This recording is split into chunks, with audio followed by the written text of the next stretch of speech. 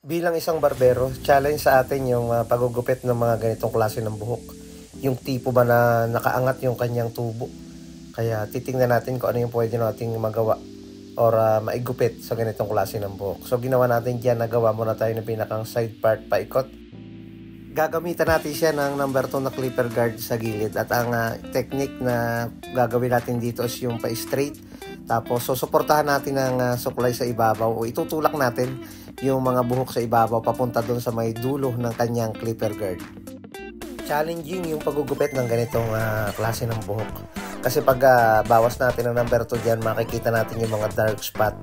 Makikita natin yung difference ng shape ng kanyang ulo.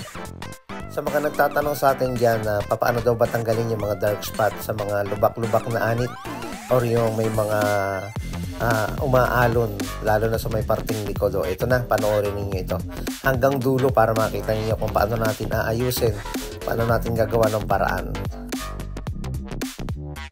Ginawa natin dyan, nag-overcome muna tayo. Tinanggal muna natin yung pinakang kanto niya. And then, ang gagawin natin, syempre dyan, mababa lang yung guideline para sa low fade na gagawin natin. Shout out sa ating followers. Malapit na tayong mag 900,000. Siyempre, gagamit tayo ng trimmer. Gawa tayo ng pinakang sikap and then tanggalin natin yung pinakang ilalim. Babaan lang natin para yung gagawin natin pag-blend dito or yung pag-fade ay makontrol natin. So, yun yung pag-aaralan natin kung paano natin papakinisin or tatanggalin yung mga dark spot. Marami kasing nagsasabi ng mga ibang barbero na magaganda lang daw yung ulo na ginugupitan natin kaya magandang tingnan yung fading. So ito yung challenge sa atin na maayusin or bigyan ng magandang pagkaka-fade yung may mga dark spot. Ginamitan natin ng 1 guard and then nagdiretso na tayo sa 0.5 na clipper guard.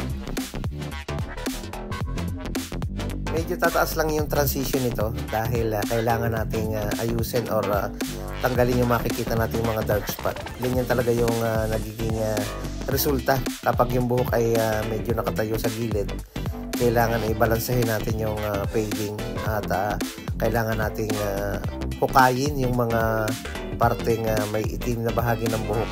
Pag may lubog kasi, naiipon yung buhok sa dulo nito. Ginawa natin dyan, nag-zero close na tayo. Tinanggal natin yung lines and then gumamit tayo ng thinning scissor sa mga dark area. Ayun, kung makikita nyo yung mga nagsishadow na mga dark spot sa mataas na bahagi ng buhok na yan, sa sobrang makapal na yan, kaya hindi na natin magagalaw yan dahil masyado na siyang mapapanipis. Maikli pa ang buhok sa ibabaw, kaya ang gagawin natin dyan, iti-textured lang natin, babawasan lang natin yung kapal ng dulo para hindi siya makapal tingnan. Ang client natin galing pa sa Tayabas, Quezon, talagang dumayo pa sa atin para magpagupit. Ayusin natin yung bangs. Medyo bawasan natin ng konti para kapag nakabagsak o nilagyan ng hair product is magandang tingnan.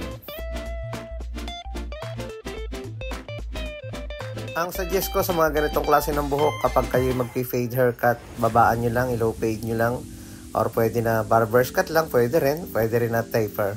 Yan yung mga gupit na pwede sa ating client.